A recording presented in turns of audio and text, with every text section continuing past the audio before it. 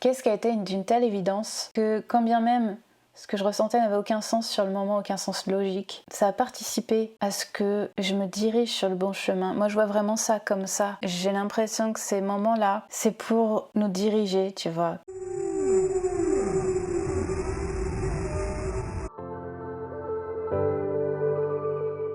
J'ai enregistré ce podcast hier et je suis pas du tout à l'aise avec le fait de publier la version que j'ai faite. En fait, j'ai écrit un texte et le texte il résonne bien, mais j'ai vraiment envie de faire passer ça sous ce format avec ma voix. Tu sais, ce sentiment que j'ai quelque chose à livrer et c'est difficile à livrer pour moi. Et je pense que c'est important que je passe par cette forme. Donc ce sera peut-être un peu inhabituel aujourd'hui, quoique je ne sais pas si je t'ai déjà habituée à quelque chose d'habituel. En fait, j'avais vraiment très envie d'aborder avec toi un thème qui n'est pas le mien, que j'emprunte, mais qu'on m'a un peu offert sur un plateau, qui est le thème de la grâce. Et ce mot-là, c'est compliqué pour moi de l'utiliser, tu vois, c'est pas le mien. C'est vrai qu'à la base, j'ai un peu de mal avec ce vocabulaire qui sonne religieux. Faut dire que les 2-3 premières fois où j'ai mis les pieds dans des institutions religieuses, je me suis fait insulter. Je te raconterai si tu veux, ça peut être assez rigolo, assez sympa en termes d'apprentissage du rapport à l'autre. Après, il y a plein de choses qui se sont mieux passées, il y a plein de liens qui se sont faits. Tu vois,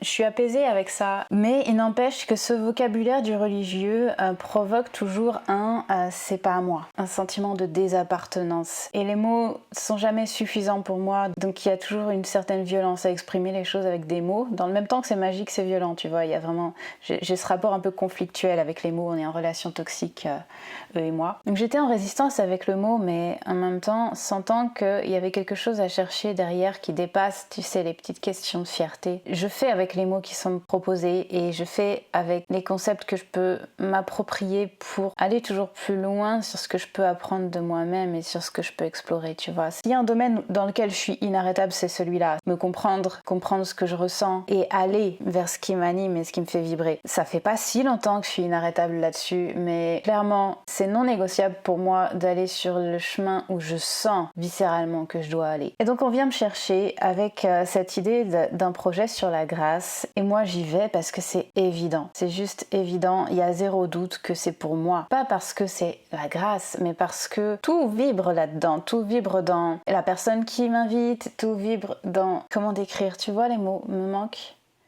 Ça vibre en fait, il y a rien à expliquer en mots, ça vibre. Et c'est évident que c'est oui, et du coup j'y vais. Et comme l'idée c'était que je devais être filmée et incarner le concept, mais j'ai pris un peu de temps quand même en amont pour me demander qu'est-ce que c'est pour moi en dehors du sentiment certain que ça me concerne, cette question de grâce là, qu'est-ce que ça veut dire pour moi? Et me voilà partie avec mon stylo et je fais des thèses sur la souffrance qui peut être grâce, tu vois, dans ma vie il y a des moments de souffrance extrême qui se sont révélés être des vraies révélations, des thèses sur l'évidence, parce que je me disais c'est quoi le meilleur synonyme pour éviter d'utiliser ce putain de mot de grâce que finalement j'utilise tout le temps maintenant parce que je ne vois pas d'équivalent, mais j'étais partie sur l'idée que le meilleur synonyme c'était l'évidence. C'est vraiment un truc que tu ressens qui n'a pas besoin d'être justifié, quoi. Il n'y a rien qui peut justifier ça, il n'y a aucune explication à donner, c'est comme ça, c'est évident. Quand tu es dans cet état de grâce, je fais des guillemets avec les doigts à chaque fois, tu vois à quel point j'assume le truc, mais tu me vois pas mes doigts, c'est l'avantage du podcast. Bon, je te l'ai dit maintenant, c'est foutu. Enfin ouais, quand t'es dans cet état de grâce là, tu es dans un état d'évidence. Je pense que c'est vraiment le mot le plus proche qu'on puisse donner à quelqu'un qui n'a pas ressenti ça et qui ne visualise pas, ne se représente pas c'est quoi ce sentiment. C'est une évidence. Comme un coup de foudre. Quoique le coup de foudre est bourré de doutes et bourré d'incompréhension, mais dans un coup de foudre, il y a cette forme d'évidence, d'attirance contre laquelle tu ne peux pas lutter et de joie irrépressible qui n'a aucun sens, tu vois. C'est un peu la même chose, la grâce c'est un genre de coup de foudre, mais qui n'est pas nécessairement accolé à une personne, peut juste être. Donc tu vois, je pars dans ce genre de considération. J'étais pas allée aussi loin à ce moment-là, j'étais très dans la théorie en fait. Et c'était encore très flou pour moi de relier l'expérience émotionnelle que clairement je ressens et quelque chose d'explicable, de palpable, voilà. Et moi je savais pas trop qu'est-ce qu'on voulait dire par grâce, c'est pas mon vocabulaire, c'est pas mes mots, et tellement en fait je me rends compte qu'il y a des conséquences du rejet que j'ai eu quand j'ai mis un pied dans l'église, et moi c'était pour comprendre, pour me faire une idée, pour voir si j'avais une place, et d'entrée de jeu tu vois cette espèce de rejet, ah non, tu peux pas venir si t'as pas déjà tout, quoi. En gros, c'était un peu ça l'idée. Si t'as pas déjà cette espèce de croyance et d'adhésion au dogme complète, tu vires. Et toi, t'arrives avec ton espèce de truc, non mais moi en fait je voulais juste aimer les gens, quoi. Et on te vire. Donc les gens n'ont rien compris. Donc il y a peut-être encore des conséquences de ça qui font que, ok, tu me vires, je vais pas le prendre ton vocabulaire, je vais pas le prendre ton dogme, je vais rien prendre, tu vois. Moi je vais rester avec l'essence et je vais te regarder de haut. Il y a un peu de ça, il y a un peu de cette rancune. Je suis très rancunière comme fille, il faut le savoir. Et donc ce mot n'est pas le mien. Je sais pas ce que les gens veulent dire par grâce. Donc je me dis, il y a quelque chose de plus à découvrir, il y a quelque chose de plus grand, il y a quelque chose que j'ai loupé, il y a quelque chose que j'ai pas encore attrapé. Peut-être je touche le truc du doigt, mais j'ai pas encore ressenti cet état qu'on appelle la grâce. Et en fait, pendant l'événement, j'ai compris que ce dont on parlait était exactement ce que je vivais. Et que ce dont on parlait était quelque chose que je vivais vraiment souvent, quoi. Et ça m'a fait drôle de me dire ça, parce qu'à la fois, il y a l'ego qui... Ça, je l'avais pas écrit, tu vois. À la fois, il y a mon ego, tu vois, qui était là... Ah, c'est top, tu vois. Finalement, je suis plutôt en avance qu'en retard. J'ai l'impression que par rapport aux gens qui sont autour, moi je suis quand même vachement connectée à la grâce, tout. Donc t'as cette petite fierté là. Dans le même temps, j'étais quand même dans un sacré flou, même en le vivant. Donc c'est pas, j'allais dire suffisant, mais le mot n'est pas suffisant, mais tu vois, c'est pas le tout de se dire qu'on vit des instants de grâce et puis hop, ma vie est merveilleuse, quoi. Qu'est-ce que ça veut dire pour nous ? Ça nous amène à quel endroit ? Il y a ça un peu qui tourne dans ma tête en ce moment. C'est oui, je vis des choses émotionnelles assez intenses qui sortent de je ne sais où. Pas envie de savoir tellement d'où elles sortent en fait. J'ai juste envie de les prendre à bras le corps et d'en faire quelque chose. Parce que moi, c'est ça mon process, c'est vraiment utiliser les émotions comme la matière. C'est vraiment ma matière, c'est ce chemin-là que je fais, de passer de l'émotion au concept. Et souvent on dit pourquoi tu veux conceptualiser et tout ? Parce que je suis foutue comme ça, bordel. Je suis foutue avec les émotions reliées à la conceptualisation. Et c'est comme ça que je fonctionne. Et il y a l'expression au milieu, tu vois. De sortir les choses. Donc c'est ce que je fais là. Donc c'est qu'est-ce que j'en fais en fait, au-delà de la petite fierté d'être quelqu'un qui est souvent connecté à ce sentiment et qui y a accès depuis toujours. Qu'est-ce que j'en fais? Comment je le transforme? Comment je crée à partir de ça? Et est-ce que ce que j'ai mis en place jusque-là, du coup, avec cette nouvelle conscience, ça va prendre une autre forme? C'est vraiment mon obsession de toujours tout réaligner. C'est ce sur quoi je travaille avec toi, c'est ce sur quoi je travaille avec moi aussi, parce que j'incarne vraiment ce que je veux transmettre. Et donc au final, mon petit ego était un peu frustré après l'événement, parce que je m'étais pas approprié les mots, du coup c'était compliqué pour moi de m'exprimer. J'étais un peu restée sur la réserve avec tu sais, cette peur qui remonte régulièrement d'être décalée, incomprise, mal comprise, d'être rejetée ou d'être carrément rabaissée, tu vois, dès que tu l'ouvres et que tu sors un truc qui est en décalage. Cette impression que j'avais déjà d'être en décalage, parce que je me disais, attends, en fait, je suis déjà dans le truc, j'ai déjà compris les mots qui sortent, c'est exactement les miens, les concepts qui sortent, c'est ceux que je développe depuis 2 ans, les ressentis qui sont évoqués, c'est quelque chose avec lequel je suis tellement familière. C'est à la fois gratifiant et extrêmement flippant parce que oh putain merde, je suis encore en décalage, je suis encore à une place à laquelle je m'attendais pas, je suis encore dans cette espèce de bulle où je me sens seule. C'est peut-être quelque chose qui tient d'une croyance ou c'est peut-être quelque chose, je sais pas, que je construis à partir de fausses informations, mais ce sentiment de décalage permanent qui revient. Et par habitude, je sais que quand t'es trop décalé et que tu sors un truc qui va se faire démonter par les autres qui n'ont pas envie de l'entendre. Et du coup, ouais, il y a cette espèce de truc où j'étais sur la réserve et cette frustration permanente qui pour moi est le drame principal de ma vie, qui est qu'on ne puisse pas juste lire en moi sans que j'aie à tenter de faire coller un discours, une attitude, avec cette espèce de pureté de l'information, quoi. Pourquoi, diable, est-ce qu'on peut pas se connecter les uns aux autres pour comprendre l'information telle qu'elle est pure à l'intérieur de la personne et que ce soit une unité? Parce que quand je te dis que je fais les liens de l'émotion au concept, c'est juste en fait que je traduis ce lien-là. Mais moi, je vis tout en même temps. Donc tu as cette espèce de pensée en arborescence conceptuelle là qui part dans tous les sens et dans le même temps, tu as des boules d'émotions et le tout fait une espèce de pâte pâte, tu vois. Cette image revient souvent en ce moment. Une espèce de pâte où tout est homogène. Et ça, comment tu le traduis?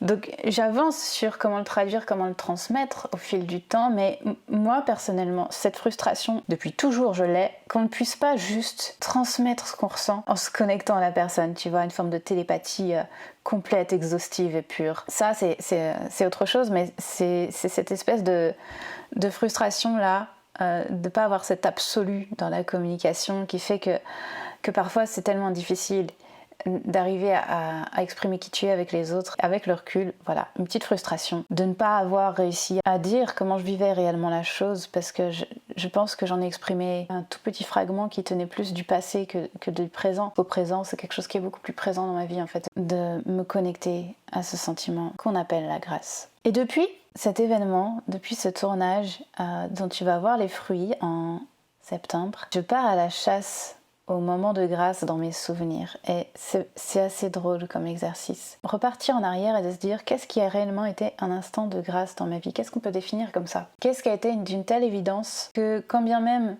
ce que je ressentais n'avait aucun sens sur le moment, aucun sens logique, ça a participé à ce que je me dirige sur le bon chemin. Moi, je vois vraiment ça comme ça. J'ai l'impression que ces moments-là, c'est pour nous diriger, tu vois. Quand tu te sens irrémédiablement attiré par une personne et que du coup, tu vas là où elle est, et c'est là que tu apprends les choses sur toi. Je cherche pas à l'expliquer d'une manière religieuse, spirituelle ou quoi que ce soit, mais juste moi, c'est comme ça que je suis le fil de ma vie, que je me dirige là où je sens que les choses sont bonnes pour moi. Je suis des obsessions, des ressentis, tu sais, quand ça fait boum à l'intérieur d'un coup, et tu dis wow, ça, je veux le ressentir encore, je vais aller dans cette direction. Quels instants dans ma vie ont été de cet ordre-là? La deuxième définition, ce serait des choses qui sortent toutes seules, tu sais, quand tu sais pas trop qui est en train d'agir ou de parler, tellement ça sort d'une manière où tu t'entends le prononcer, où tu te regardes le faire, presque comme si tu étais à l'extérieur de toi-même. Et ça aussi, je mets ça dans le paquet des instants de grâce. Pour moi, ça a d'abord été ce genre de choses, ça a d'abord été de la création.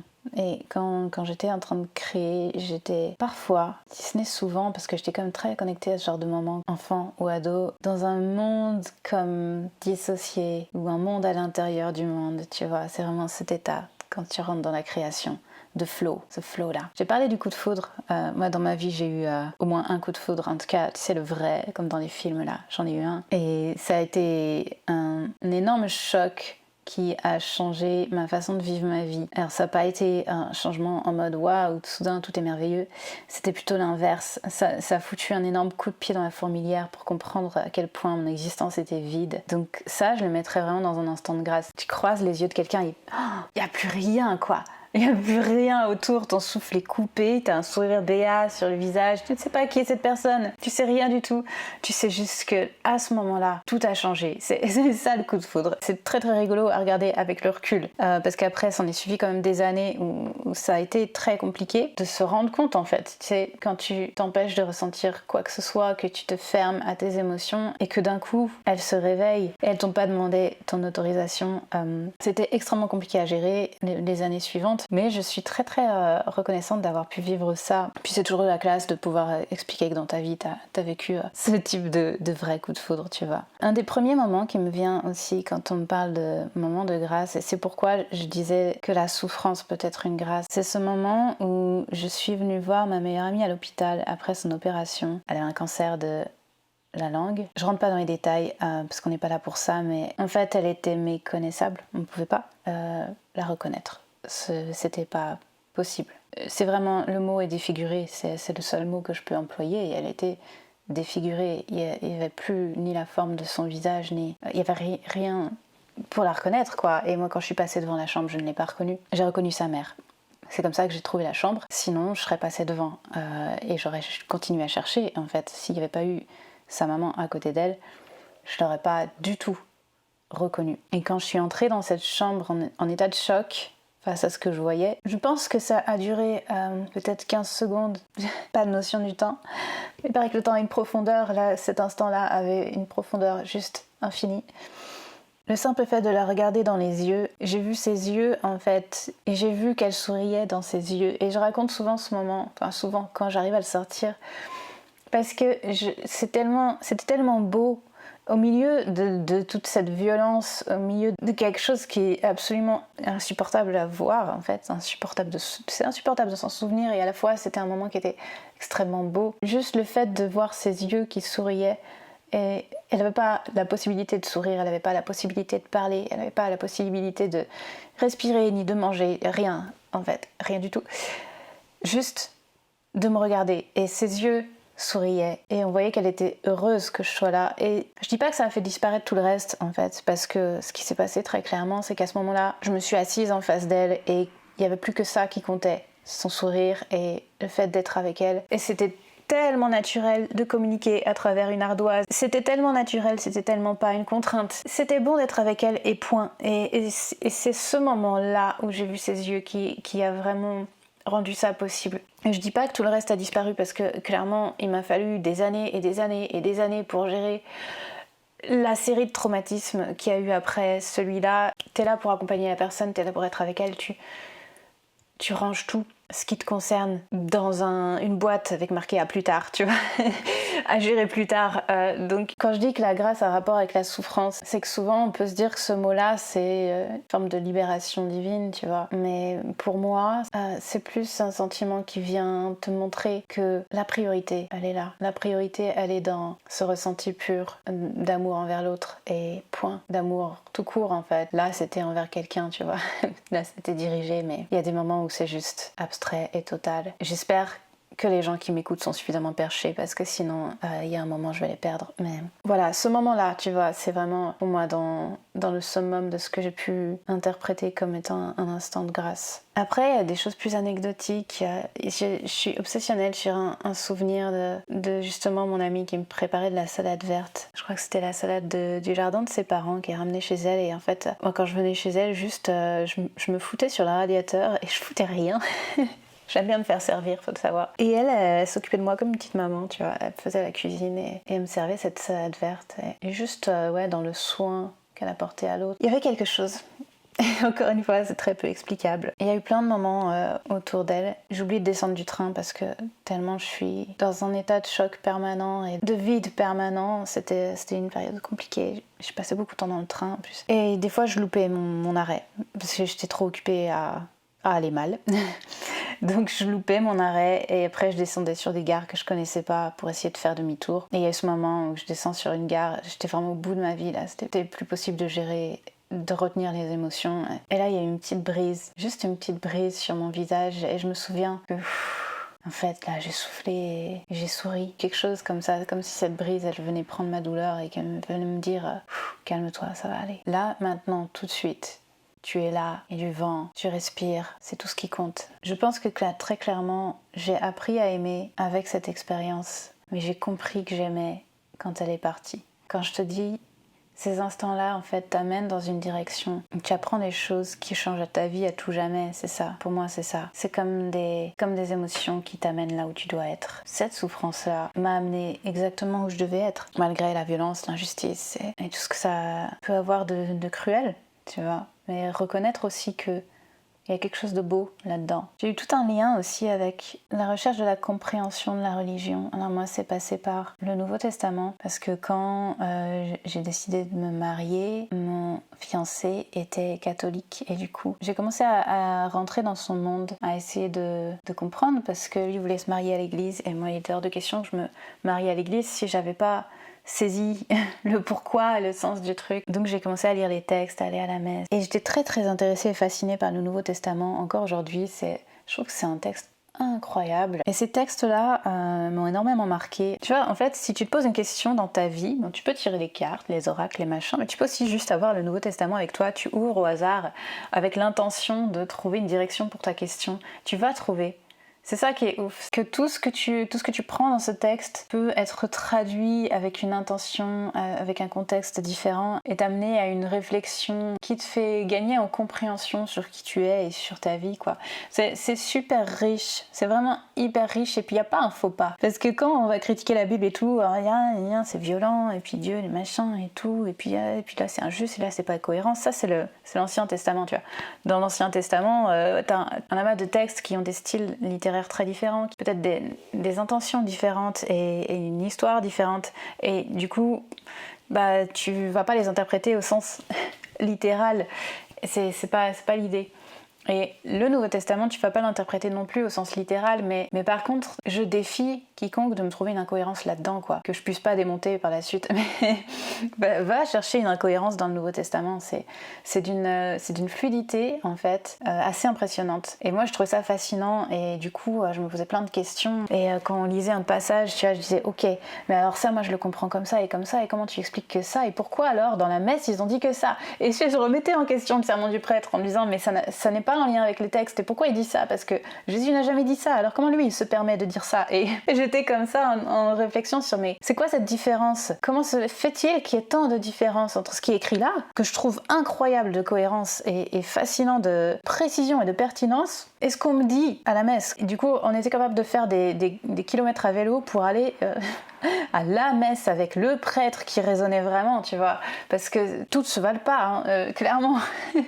Si tu veux un jour embrasser la religion, franchement, choisis ton prêtre, choisis ton église, quoi. Tu fais le tour et tu vois ce qui résonne, ce qui vibre avec toi, et tu peux pas juste te pointer dans n'importe quelle église, écouter n'importe quel prêtre. Il y a une faille humaine là-dedans énorme. Mais comment est-ce qu'il a putain d'interpréter les textes de cette manière pour te dire ça? C'est pas possible. Voilà, je suis partie là-dedans, mais comme j'étais vraiment très en accord avec les textes, qu'on a trouvé un prêtre qui était incroyable, finalement, je me suis mariée à l'église en donnant du sens à cette démarche. Donc tu vois, je relis un peu à ce que je disais là, me reconnaître dans ces textes-là, en fait, et les ouvertures d'esprit que j'ai eues avec ça. Il y a certains moments qui étaient des moments d'évidence, qui étaient incroyables, et dans les messes qui étaient vraiment en accord avec cet esprit-là. Franchement, je comprends tellement qu'on puisse embrasser une religion quand on se retrouve dans ces contextes-là. C'est magnifique. Tu vis une expérience. Et là, on pourrait parler de marketing, mais il se trouve que je suis pas là-dedans, mais il y a de cet ordre-là de faire vivre une expérience. T'as la musique, t'as une expérience totale. T'as l'odeur de l'encens, t'as le son, t'as les tissus, tu vois. Et t'as l'ambiance de l'église, quand c'est une belle église avec une hauteur de plafond, avec des voûtes. C'est tellement total comme expérience. Ensuite, on vient te parler à ton émotion, à ton intellect, on vient lire des textes, on vient analyser les textes, et c'est vraiment total comme expérience. Et je pense que quand tu vas prendre l'hostie et que tu reçois le sacrement, ça moi du coup je le fais pas, j'ai jamais été baptisée, je suis jamais rentrée dans le dogme du tout. Je pense qu'il y a en plus, tu vois, ce côté vivre l'expérience à l'intérieur du corps en mangeant, en avalant quelque chose. Et il y a l'expérience du lien à l'autre, tu vois. Il y a des moments où t'es en lien. On te dit donnez-vous la paix, et tu te tournes vers ton voisin, et selon les règles Covid ou non, tu peux l'embrasser. Il y a vraiment cette expérience totale, quoi. Et je comprends tellement qu'on puisse vivre des instants bouleversants et se sentir appartenir à cette communauté quand c'est bien fait. Clairement quand c'est bien fait, mais j'ai aussi beaucoup de scepticisme quant au système dans sa globalité, parce que c'est tellement bourré de failles, et ça peut être aussi extrêmement violent quand c'est mal fait. Ça, c'était un peu une aparté religion. Je sais pas, je laisse le fil se dérouler et ce podcast sera extrêmement long. Une autre expérience qui a été très impactante pour moi et qui tient clairement de la grâce là, c'était en Guinée. J'ai vécu 1 an en Guinée, si tu me suis tu le sais. Et c'était s'asseoir, faire le thé et boire le thé. Et en silence. C'est que t'as pas besoin de parler là-bas pour communiquer. Tu bois le thé en silence, tu es avec la personne, et à la fin, elle te remercie les larmes aux yeux. C'est vraiment ça qui se passe. Et t'as cette chaleur qui vient de la terre, tu vois, africaine, qui est très particulière. Il y a un lien à la terre en Afrique qui est viscéral et qui te rentre dans le corps, quoi. Cette chaleur qui vient de la terre et qui est partout, parce qu'il fait chaud tout le temps. Alors pas partout en Afrique, mais là où j'étais. Et le thé, c'est rituel en fait. C'est pas présenté comme rituel, mais c'est rituel. Le thé se boit en 3 fois. Bon, après tu recommences, donc ça fait 6 fois, 9 fois.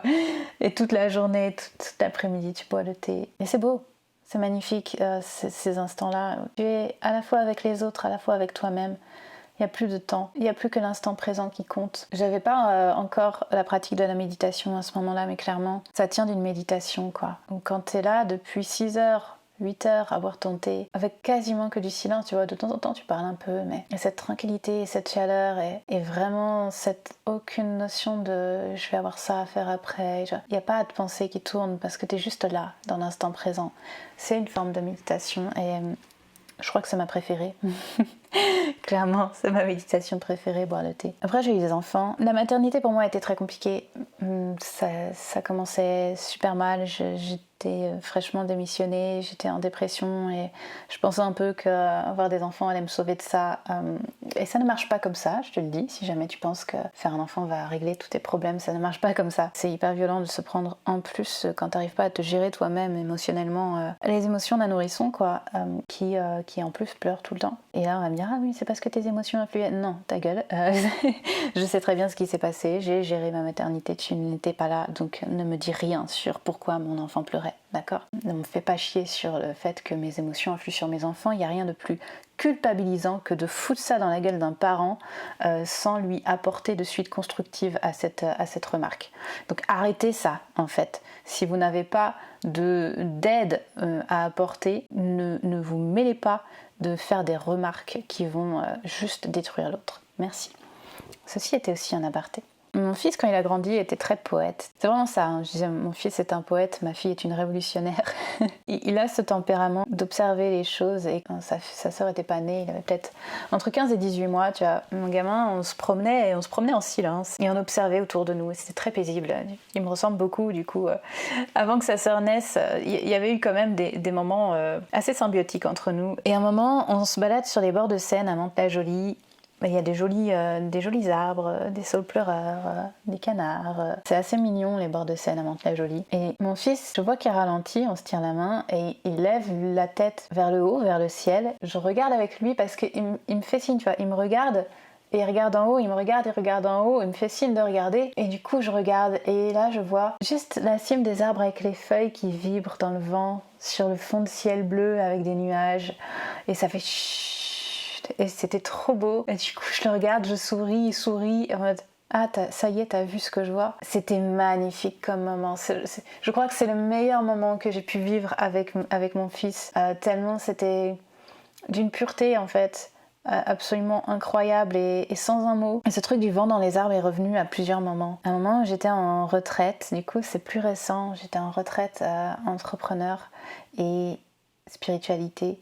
Et je me retrouve à participer à un rituel de hutte de sudation dont je t'ai déjà parlé, c'est dans mes vidéos, si tu cherches sur YouTube, tu vas trouver. Avant d'entrer dans la hutte, on est en silence dans la forêt et il y a du vent. Et quand t'es en silence, au début tu te dis bon, je vais un peu me faire chier, ok, on est debout en silence, je vais peut-être un peu me faire chier, comme qu'est-ce que je fais pour m'occuper?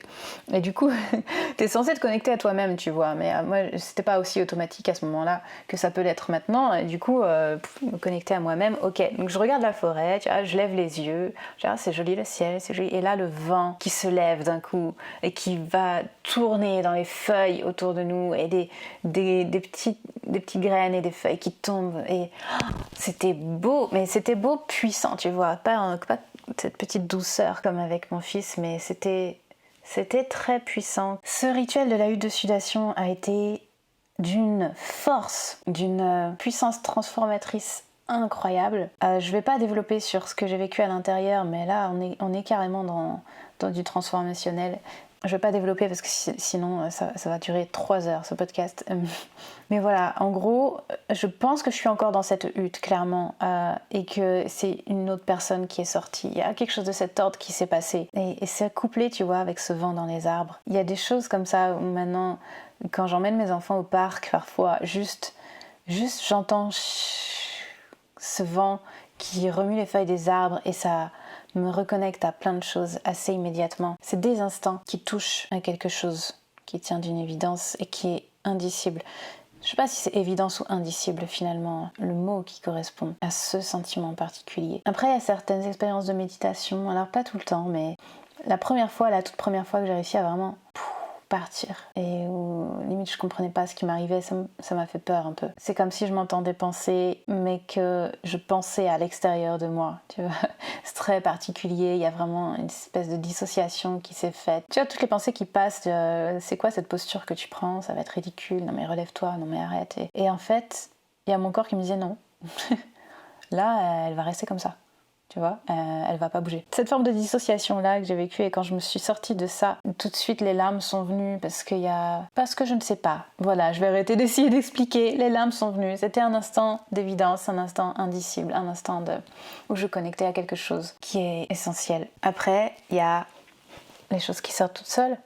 Ça, je t'en ai parlé. Moi, la première fois que j'ai commencé à écrire une méthode d'accompagnement, j'avais lu un bouquin. Je trouvais ce bouquin génial et en fait, il y a quelque chose qui devait sortir. J'avais vraiment comme une boule dans la gorge qui devait sortir. Et à ce moment-là, mes 2 enfants étaient bébés et du coup, tu jongles. Hein. Et j'ai commencé à écrire dès que j'avais un moment. C'est-à-dire, j'avais un bloc de feuilles et j'avais un crayon papier. Je sais pas pourquoi crayon papier, je n'ai pas gommé un seul mot, une seule lettre, un seul truc de ce que j'écrivais en fait.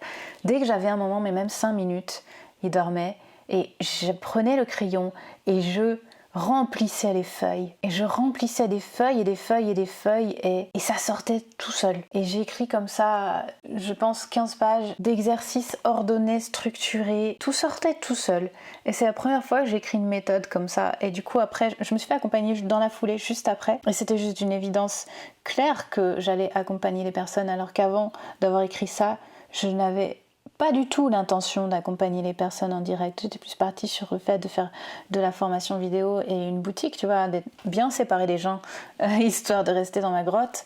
Et c'est devenu juste clair que il fallait, mais vraiment, viscéralement, il fallait que j'aille accompagner les gens, quoi. Et la deuxième fois que j'ai commencé à créer une méthode, c'était encore plus perché. C'est-à-dire que je regarde des documentaires animaliers assez fréquemment, j'aime bien ça et j'adore découvrir des trucs mais complètement what the fuck sur qu'est-ce qui existe dans la nature, petites anecdotes sur les animaux. Putain, il y a des animaux qui font ça, c'est dingue, c'est de la science-fiction quoi. Et là j'avais vu quelque chose sur la baudroie des abysses et j'avais fait des petites recherches, j'ai regardé des articles et tout, et d'un coup est arrivée dans ma tête l'idée que ça, tu vas le relier aux entrepreneurs. Et c'était évident pour moi que c'était ça, il fallait le faire. Je n'avais aucune idée de pourquoi, de comment, mais c'est à partir de ça, en fait, à partir de cet animal-là, tu vas créer une méthode pour accompagner les entrepreneurs. C'est rentré dans ma tête et ensuite il a fallu le faire.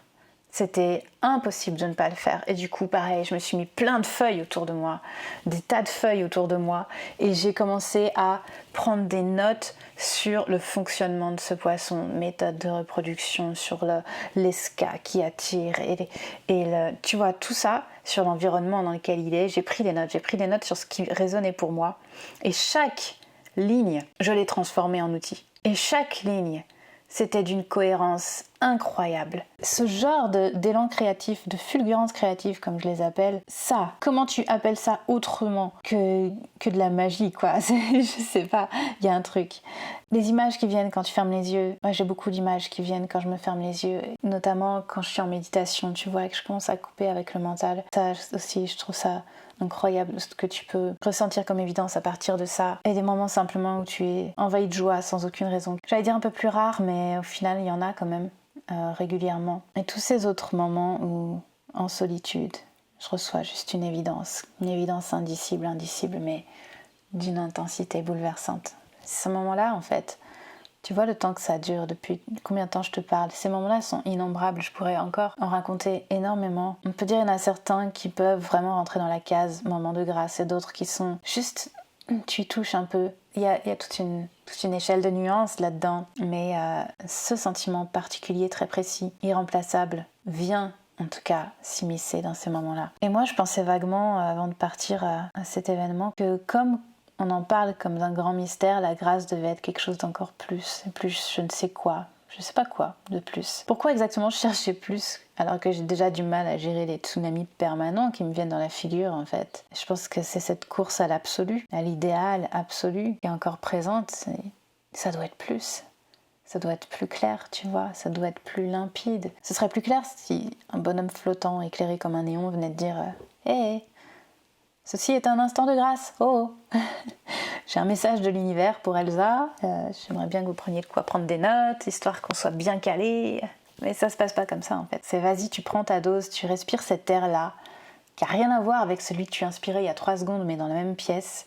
Et après, éventuellement, tu pourras réfléchir. Mais là, d'abord, en fait, juste, tu te prends une bouffée d'air et tu ne peux pas penser à autre chose qu'il y a cet air que tu respires.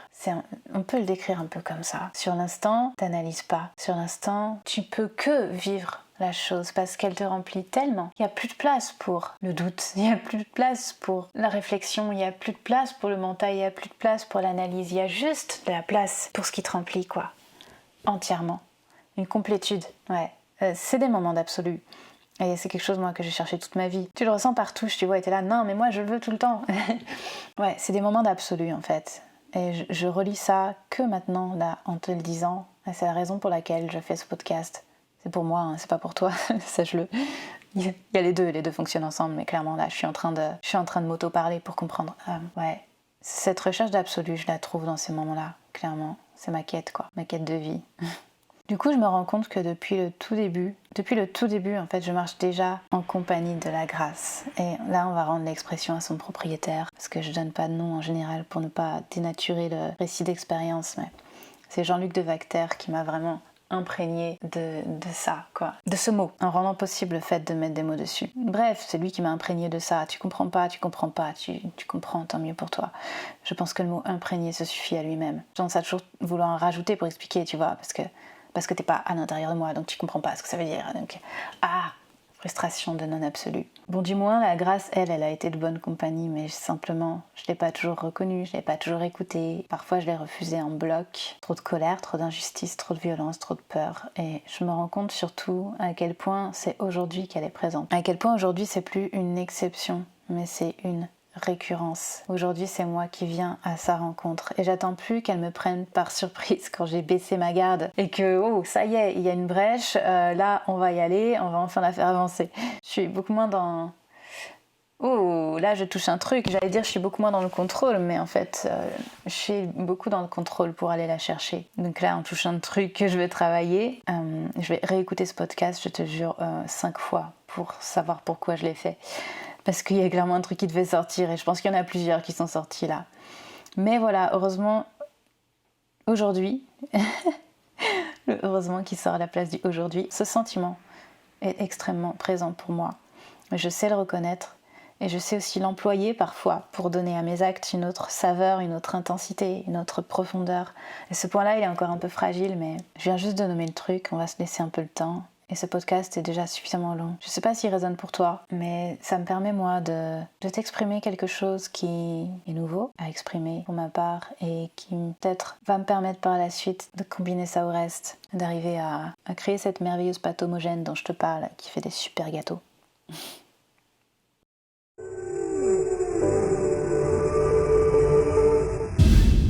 Je m'appelle Elsa Mungui et tu es sur le podcast Symbiose Business Concept. Si tu as aimé ce contenu, tu peux me laisser un avis 5 étoiles et le partager à un ami qui a besoin de l'entendre. Pense à t'abonner au flux pour ne rien louper, le reste est dans la description. À très vite.